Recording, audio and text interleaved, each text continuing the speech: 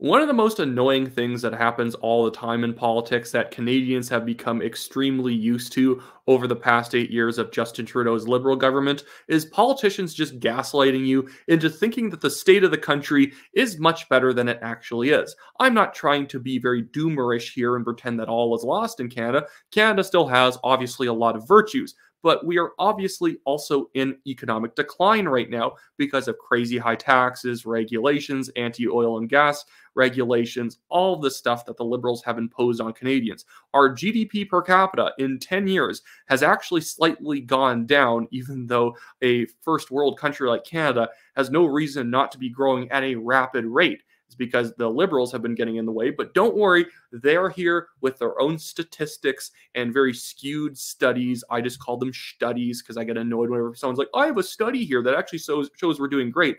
And that's what Minister Pascale St-Onge, the Heritage Minister, is doing with this report about the G20. She says on X, Canada leads the G20 with the strongest overall budget balance sheet, outpacing countries like Australia. We know that there is always more work to do to build an economy that delivers for every generation, so let's keep making Canada even better. I'm sorry, Canada's not better because we're slightly closer to a balanced budget than the US, Australia, and the UK. Do you know why we're slightly closer to a balanced budget? It's not because of fiscal responsibility, it's because we jack taxes up. In theory, we could have a perfectly conservative balanced budget if the Liberals just raised middle class income taxes by another 10 or 15%. We could be fully balanced. We could have a surplus. And as a conservative person, I actually really don't care that much about a balanced budget if the budget is being balanced off of the personal prosperity of individual Canadians. I think that the government should be getting control of its own spending, and when the spending is under control and taxes are low, then they can take pride in a balanced budget. A balanced budget's like a symptom of a good economy. If you just force the symptom to happen by jacking up taxes, I don't care about that. But Pascale St-Onge and other Liberal ministers going around repeating little statistics like this, little minor who cares achievements that, wow, we're actually at the top for not having a high debt to GDP ratio, or we're getting really close to a balanced budget. Who cares? The economy sucks and taxes are high.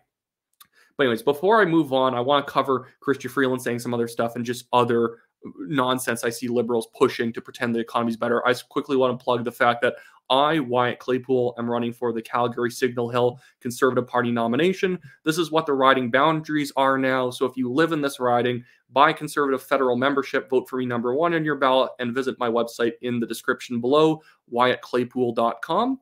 Anyways, but before I get to this Chrystia Freeland clip where she pretends that the carbon tax is actually making us super competitive and we're bringing in so many jobs, I hate this idea that, well, the Liberals' current budget plan puts us on course to reducing our debt to GDP ratio. And it's like, I don't believe you. Just because this budget, because we are taxing people more and ergo are reducing the deficit, that's not an achievement that in the long run it will reduce the debt to GDP ratio. Cool, but that's also requiring some Canadians to be having to pay well over 60% of their income in taxes.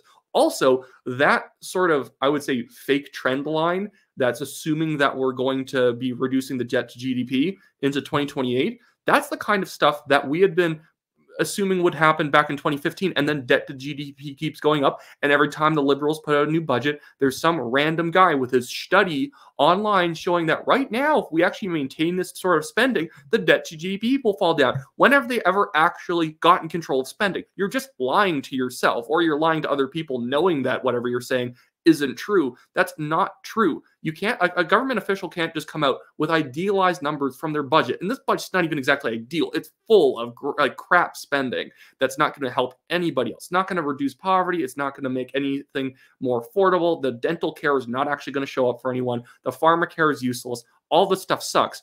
But technically, if we keep spending exactly at this level for the next 10 years, the debt to GDP will go down. When has a Liberal government not proposed new spending outside of like John Chrétien when we needed to cut the budget?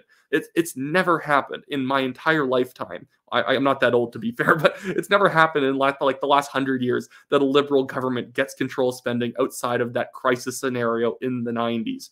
And this is what I said in another video. I hate when I see liberals come out and say, we've actually reduced the amount of children in poverty in Canada by 2.3 million since 2015. No, you're full of it. No, you haven't. That's a fake achievement. That doesn't mean anything. What they did was they have an arbitrary metric for what makes children poor or in poverty. And they have specifically addressed those couple of issues, even though objectively, Canadian families are worse off than they were 10 years ago. How did we raise 2.3 million children out of poverty when the poverty rate of Canada has not been higher since Justin Trudeau took over? That doesn't make any sense. It's always on stupid metrics like, well, teenagers can access free contraceptives and they can get hygiene products and they can get data plans from the government for phones.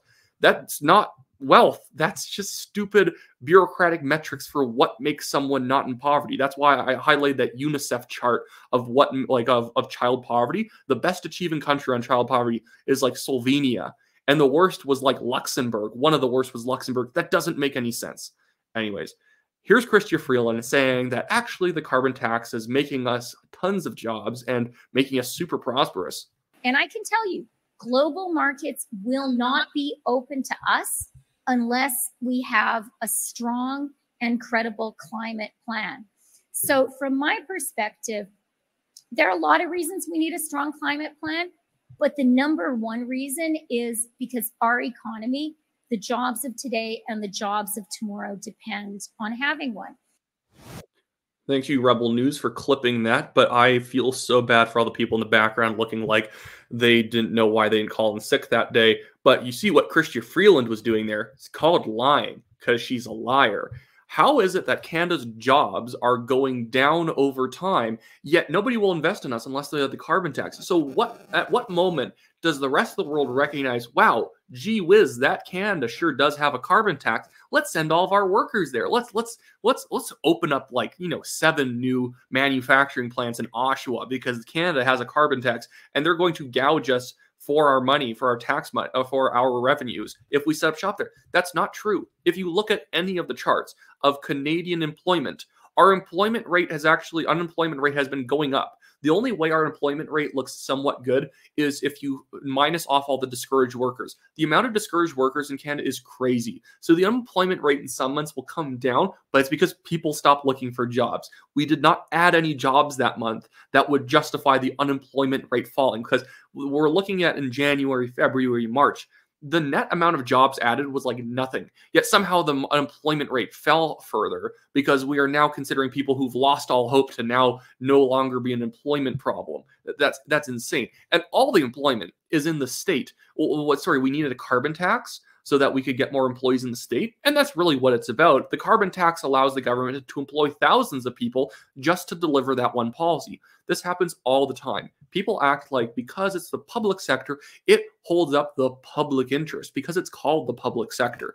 No, bureaucracies, unions, everyone involved in the public sector, in government, has their own incentives that they follow. They have their own interests, and they're not nasty and terrible. They just have the incentives to create more work for themselves so they can justify higher pay and they can employ more people in their department. That's how it works. That is a major reason why the Liberals want to keep the carbon tax. They have thousands of people who they employ who support the Liberal Party and probably donate because they work in high-level bureaucratic jobs just administering the carbon tax, just administering universal dental and the pharmacare program. This allowed them to hire a ton more people, even if they don't deliver a single free dental care plan. It's nonsensical. Never believe this stuff. It's just smoke and mirrors. But I wanted to now highlight this one last expose from the Heritage Minister, Pascal Saint-Onge. This was the cringiest thing I've ever seen. It's her team pretending that they posted this without her knowing, because we just love Pascal so much. And it says, Team Heritage here taking over the minister's account to say congrats on making the McLeans powerless for tech. You didn't even have to invent an app. By getting rich tech giants to pay their fair share, you stood up for journalism Canadians. Glad to see it recognized. Yeah, thanks for helping crush more independent media. Even if Meta, who is still rightfully holding out, I can't access my Meta page, my Facebook page right now for the National Telegraph. I do not begrudge Mark Zuckerberg or the Meta team.